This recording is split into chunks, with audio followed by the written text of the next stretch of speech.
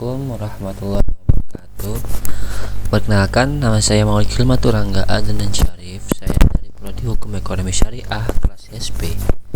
Di sini saya akan mempresentasikan hasil dari PPT saya yang berjudul Tinjauan Keragaman Aliran Filsafat, yakni positivisme, postpositivisme, dan juga konstruktivisme. Yang pertama yaitu positivisme. Positivisme ialah filsafat ilmu pengetahuan yang muncul pada abad ke-17 yang telah dielaborasikan oleh Francis Bacon dari aliran empirisme yang telah dikembangkan oleh Galileo dan rekan-rekannya. Aliran ini merupakan paradigma ilmu pengetahuan yang paling awal atau paling pertama muncul dalam dunia ilmu pengetahuan. Filsafat positivisme lahir pada abad ke-19 di mana tolak ukur pemikirannya apa yang diketahui adalah berdasarkan fakta yang faktual dan bersifat positif. Yang dimaksud positif di sini ialah segala gejala dan segala yang terlihat apa adanya, sebatas pengalaman objektif.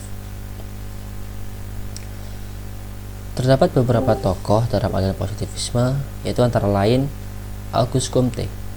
Ia berpendapat bahwa indera itu amat penting dalam memperoleh pengetahuan, akan tetapi harus dipertajam dengan alat bantu dan diperkuat dengan eksperimen. Berkaitan dengan perkembangan pemikiran manusia, dalam perkembangan tersebut terdapat 3 tahapan menurut Auguste Comte, yakni tahapan teologis, kedua tahapan metafisis, dan tahapan positivis. Pertama, tahapan teologis. Tahapan teologis ialah suatu tahap yang mana di balik gejala-gejala alam terdapat kuasa-kuasa adikodrati yang mengatur fungsi dan gerak gejala-gejala tersebut. Tahapan teologis dibagi lagi menjadi 3, yaitu periode animisme. Periode animisme yakni benda-benda yang dianggap mempunyai jiwa, misalnya seperti keris, batu ajaib yang bisa menyembuhkan segala macam penyakit. Dan selanjutnya yaitu periode politeisme. Periode politeisme yakni manusia yang mempercayai banyak dewa. Lalu periode monoteisme. Periode monoteisme yakni manusia yang percaya pada satu Tuhan sebagai yang maha kuasa. Lalu tahapan yang berikutnya yaitu tahapan metafisis. Tahapan metafisis yakni suatu tahapan di mana kekuatan akodrati tergantikan dengan ketentuan-ketentuan abstrak atau konsep-konsep. Seperti contoh yaitu tidak lagi percaya pada kekuatan batu ajaib, akan tetapi mencoba apa sih sebenarnya yang ada pada batu ajaib tersebut.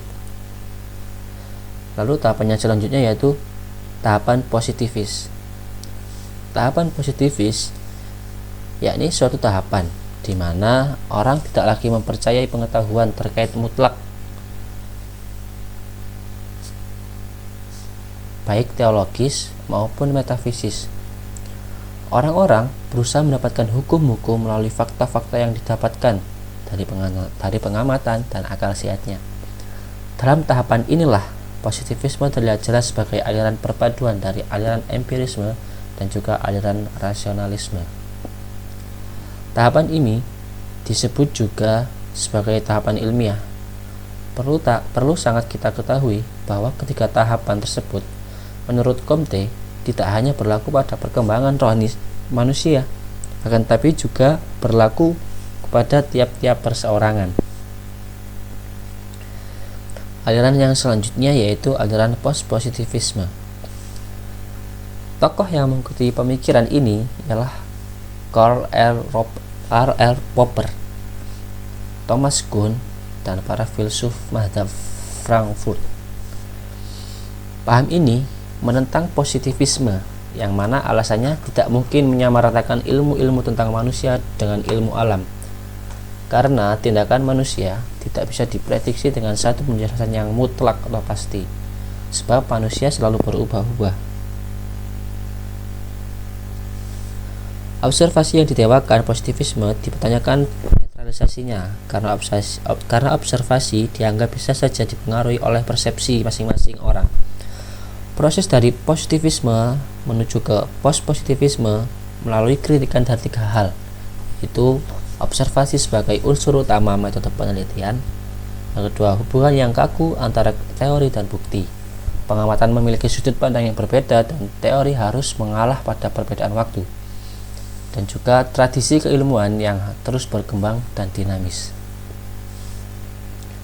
Terdapat beberapa asumsi dasar dari filsafat aliran post-positivisme, yakni fakta tidak bebas, melainkan penuh dengan nilai. Interaksi antara subjek dan objek penelitian.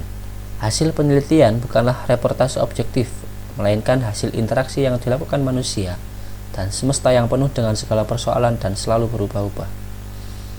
Validitas teori. Tidak ada satupun teori yang bisa sepenuhnya dijelaskan dengan bukti-bukti empiris, karena bukti empiris berkemungkinan besar menunjukkan fakta anomali. Fakta tidak bebas nilai, melainkan bermuatan teori. Fokus kajian post-positivisme ialah suatu tindakan manusia sebagai pengekspresian dari sebuah keputusan. Aliran yang selanjutnya yaitu aliran konstruktivisme.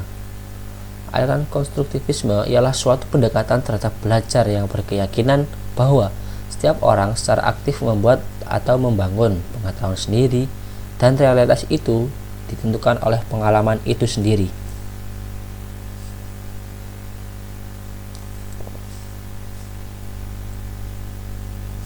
Penyebab kemunculan konstruktivisme. Konstruktivisme muncul dikarenakan terdapat sejumlah ilmuwan yang menolak 3 prinsip dasar positivisme, yakni ilmu merupakan upaya mengungkap realitas. Hubungan antara subjek dan objek penelitian harus dapat dijelaskan. Hasil temuan memungkinkan untuk digunakan proses generalisasi pada waktu dan tempat yang berbeda. Gagasan konstruktivisme mengenai pengetahuan.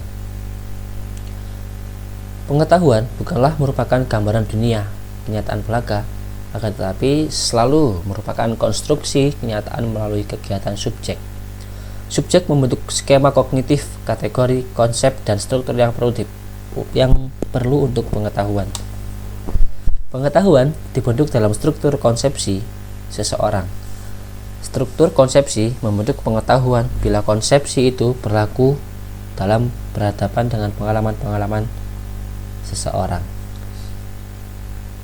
Menurut teori belajar konstruktivisme, pengetahuan tidak dapat dipindahkan begitu saja dari pikiran guru kepada peserta didik, yang artinya bahwa peserta didik harus aktif secara mental membangun struktur pengetahuannya berdasarkan kematangan kognitif yang dimilikinya.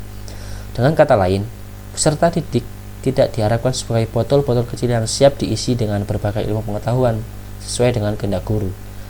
Pembelajaran yang mengacu pada teori belajar konstruktivisme lebih memfokuskan pada kesuksesan peserta didik dalam refleksi atas apa yang telah diperintahkan dan dilakukan oleh guru. Dengan kata lain, peserta didik lebih didorong untuk menggunakan konstruksi sendiri pengetahuan mereka melalui kegiatan asimilasi dan akomodasi. Sekian presentasi dari PPT saya. Bila ada kurang lebihnya, saya mohon maaf. Saya undur diri. Assalamualaikum warahmatullahi wabarakatuh.